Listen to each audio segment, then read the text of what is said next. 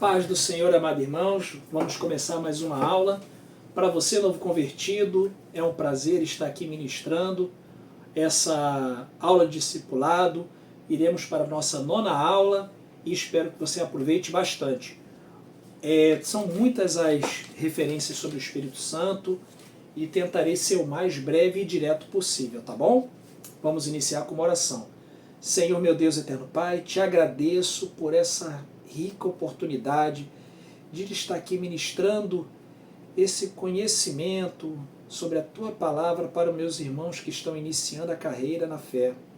Amado Senhor, seja conosco, nos direcione, nos dê conhecimento, nos conceda a Sua graça, seu entendimento. Em nome de Jesus, amém. Que o Espírito Santo de Deus, que o Senhor Jesus, que nosso Deus e Pai esteja contigo.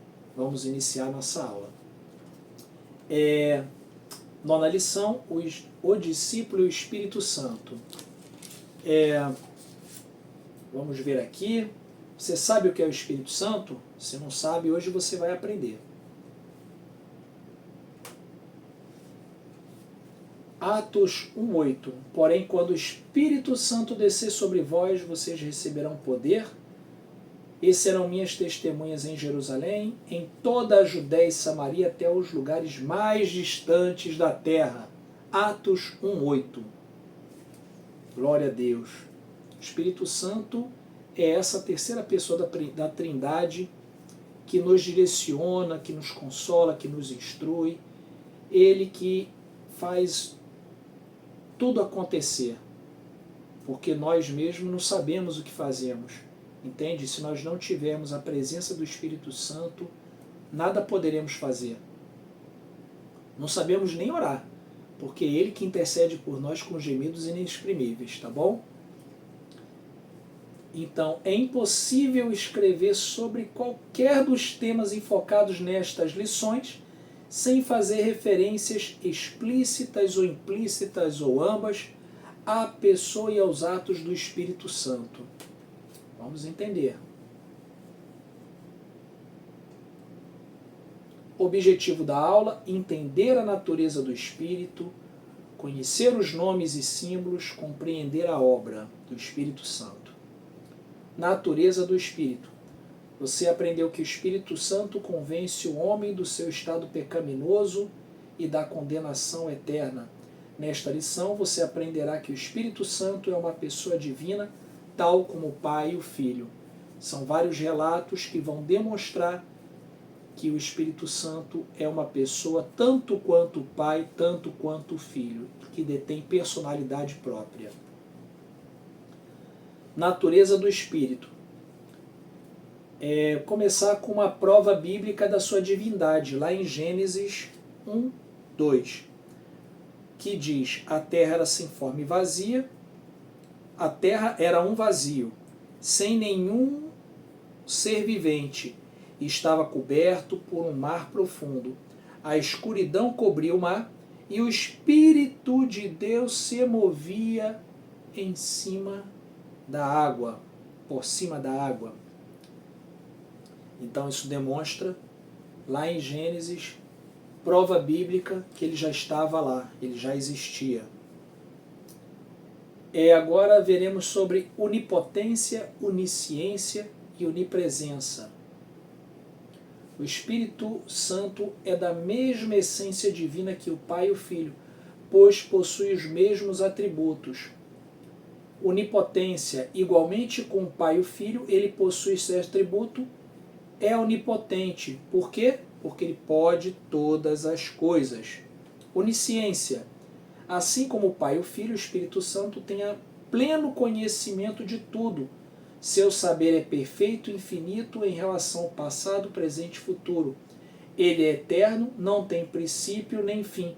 Vamos dar uma lida em Salmo 139, versículo 2.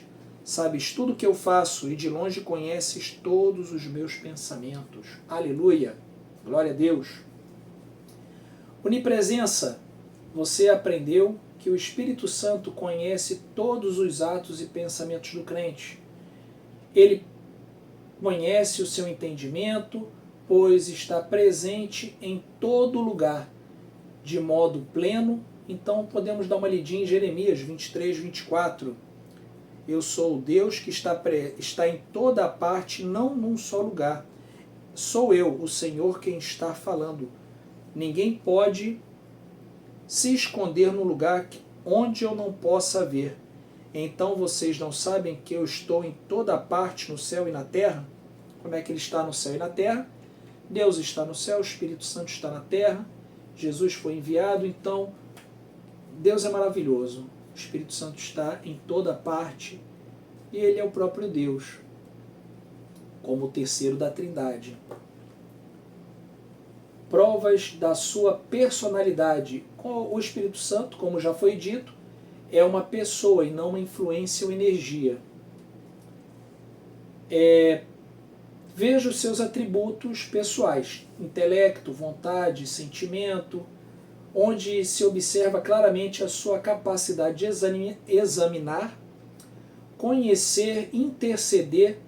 Ele se entristece e também tem ciúme de nós, tá? Então eu vou ler aqui um desses versículos, Romanos 8, 27. Romanos 8, 27. Vamos lá. Romanos 8, 27. Cadê? 8, 27. E Deus, que vê o que está dentro do coração, sabe qual é o pensamento do Espírito, porque o Espírito pede em favor do povo de Deus e pede de acordo com a vontade de Deus. Então, isso é uma demonstração dos seus atributos, dos seus sentimentos, da sua intercessão por nós. Então, vamos continuar. O Espírito Santo também revela. Vamos lá ver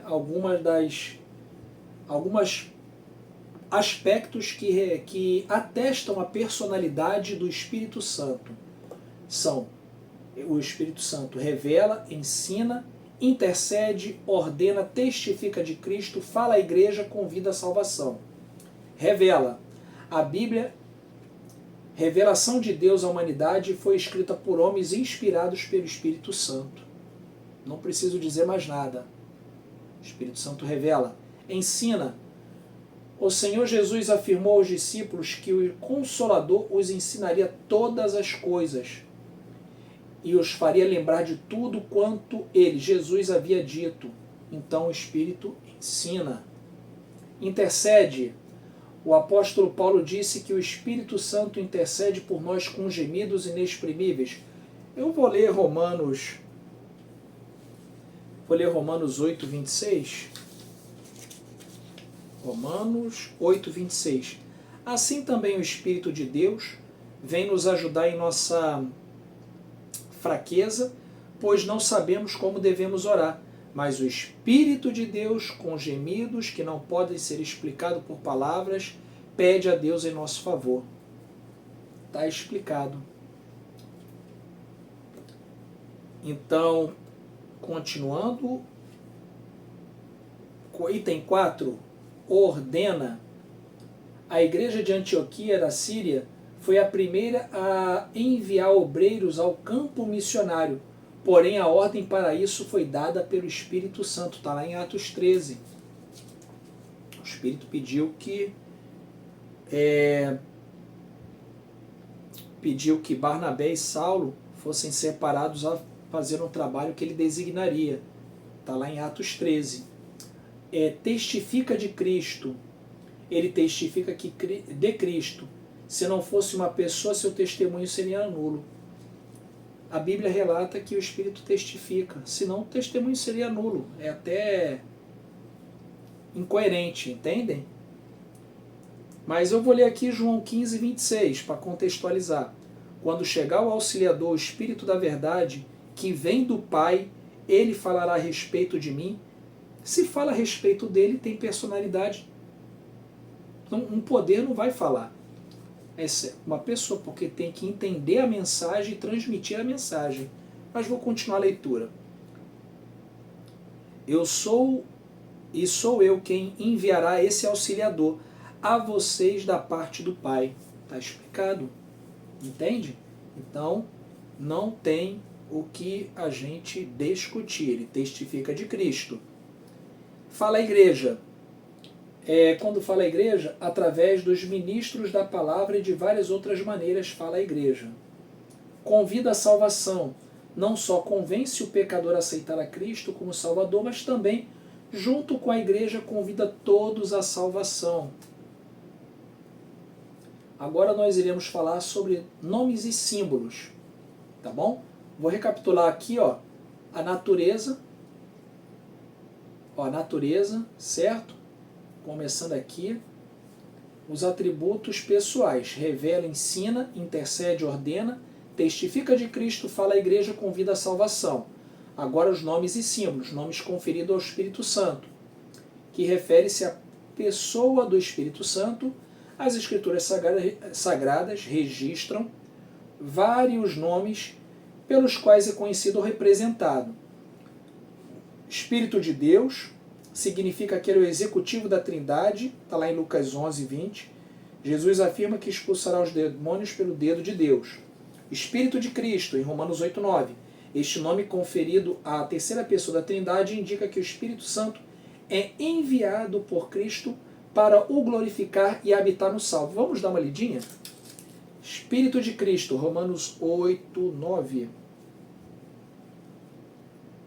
Romanos 8, 9. Vou dar uma olhada aqui. Calma aí. Romanos 8, 9. Agora eu vou ler. Agora eu vou procurar. Não tinha anotado, mas é coisa rápida. Romanos 8, 9. Espera aí. Aqui o 8, 9. Vocês, porém, não vivem como manda a natureza humana, mas como o Espírito de Deus quer, se é que o Espírito de Deus vive realmente em vocês. Espírito de Cristo, esse nome conferido à terceira pessoa da Trindade, indica que o Espírito Santo é enviado por Cristo para glorificar e habitar no salvo. Outro nome é o Consolador, está em João 14, 16. Perto de findar o seu ministério terreno, o Senhor sabia que brevemente teria que deixar os seus discípulos. Contudo, eles não ficariam sozinhos, pois enviaria o outro Consolador a fim de ficar com eles para sempre. Entenderam, meus irmãos? E quarto item, o Espírito de Verdade.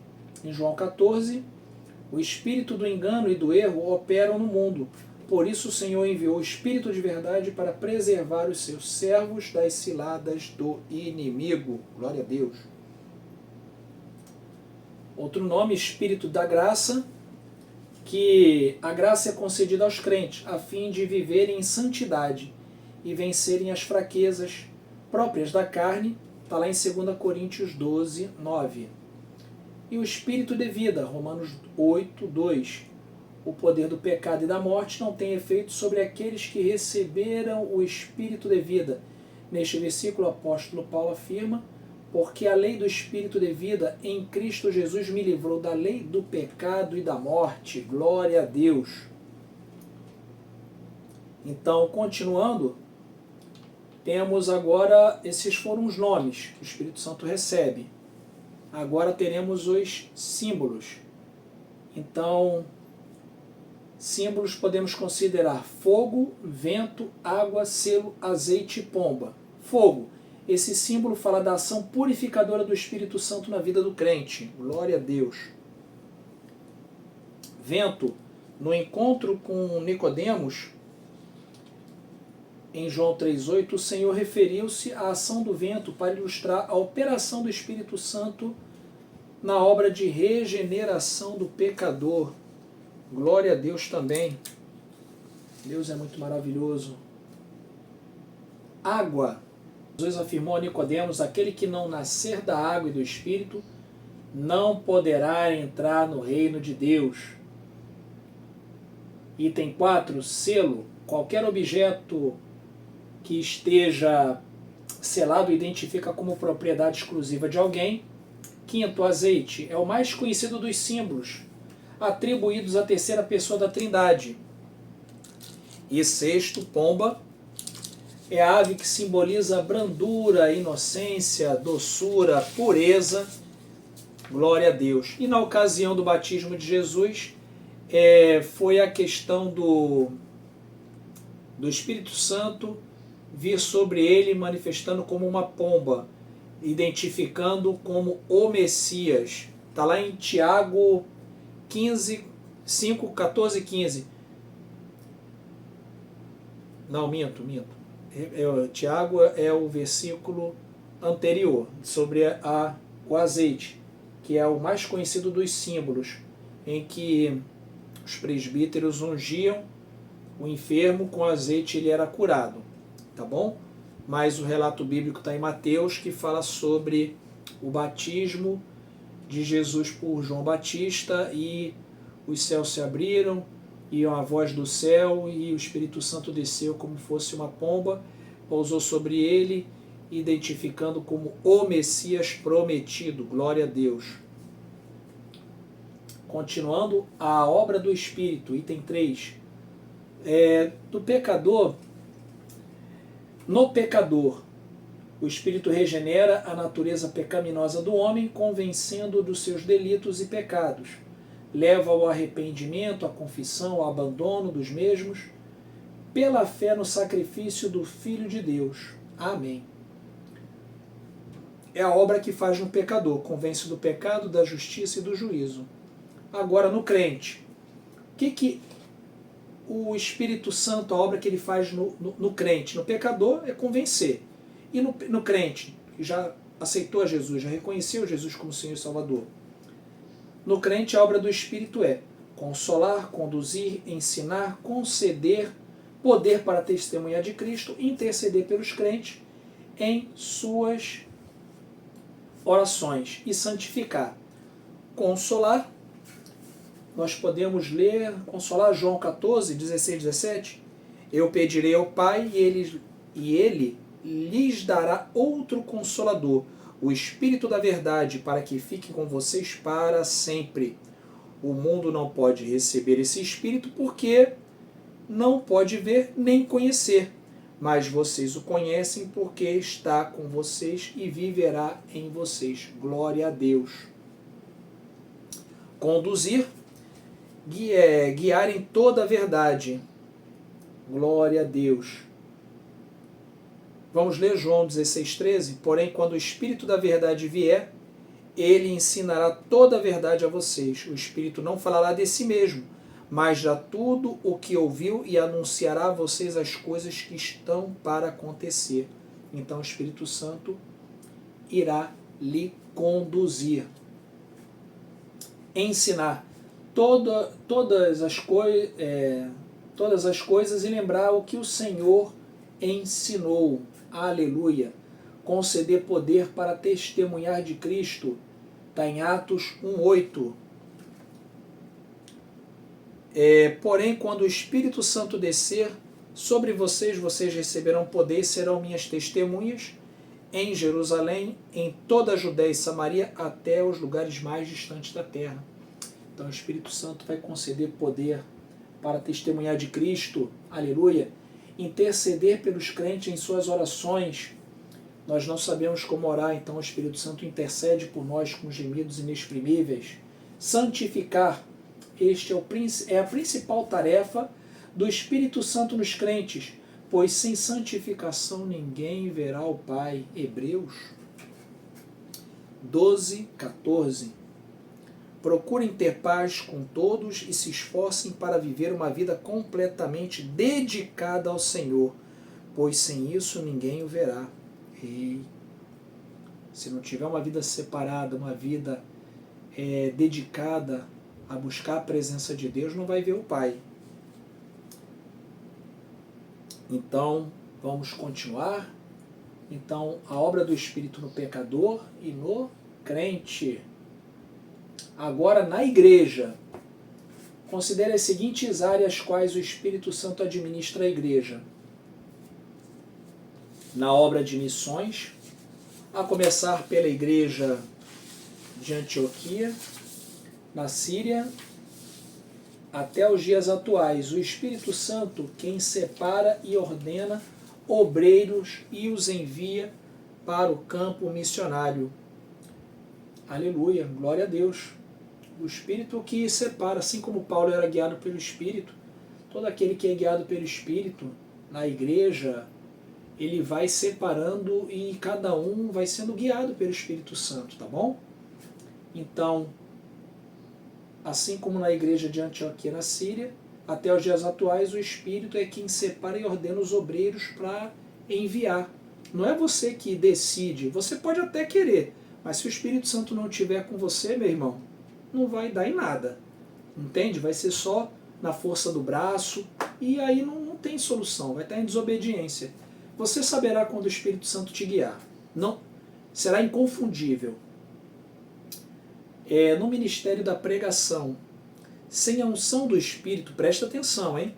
Sem a unção do Espírito, nenhum pregador, por melhor que seja, logrará êxito em sua pregação, pois sua mensagem vai ser uma mensagem insípida, sem sabor, vazia, sem poder. Então, só há salvação de almas quando o Espírito unge a mensagem e o pregador, como aconteceu com Pedro no Pentecostes. Meu irmão, tu pode ser o melhor orador, ter um uniforme bonito, falar bem, ter uma boa oratória, mas se o Espírito Santo não estiver contigo, meu irmão, tudo fachada, vai ser só teatro, entende? Então, busque a presença de Deus, busque que o Espírito Santo esteja contigo, tenha uma vida santificada e você, seu ministério, logrará êxito em tudo que você fizer, porque o ministério seu não é você que escolhe, o Espírito Santo ele concede da melhor forma possível para o crescimento da Igreja de Cristo. E a oração, o Espírito concede aos crentes, intercede pelos crentes nas orações.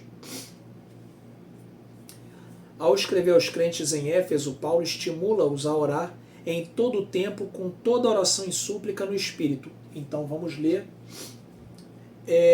Eu gostaria de ler aqui, Romanos não, mas Efésios 6,18. Não está ali, mas eu vou ler. Façam tudo isso orando a Deus e pedindo a ajuda dele. Orem sempre guiados pelo Espírito de Deus. Fiquem alertas, não desanimem e orem sempre por todo o povo de Deus. Entendem?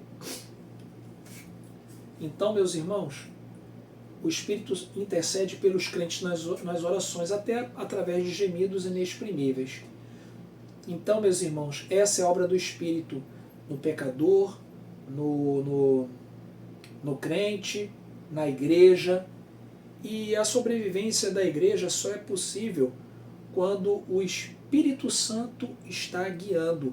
Ele é o legítimo guardador, o legítimo substituto do Filho de Deus na terra, não tem outro. Tá bom? Então esse é o resumo da aula. Foram 3 tópicos importantes sobre a obra, sobre o que o Espírito Santo faz, sobre o que ele é, sobre os nomes que são atribuídos. É uma aula muito técnica, assim, eu não posso dar, porque se eu for passar exemplificações práticas de cada um desses, vai levar muitas horas. Então, como eu disse, eu tentei ser o mais curto e breve possível. Então, como eu disse agora há pouco, a sobrevivência da igreja só é possível quando o Espírito Santo está guiando. O Espírito Santo nos orienta, nos dá o discernimento, intercede por nós, nos diz o que nós devemos ou não devemos fazer, nos alerta dos perigos. E como você vai ter isso? Busque em oração, clame pela presença de Deus, tenha uma vida separada. A tua mente, você sabe através da tua própria inteligência o que é certo e errado. Você também não é um vegetal, poxa. Então você tem conhecimento do certo e errado.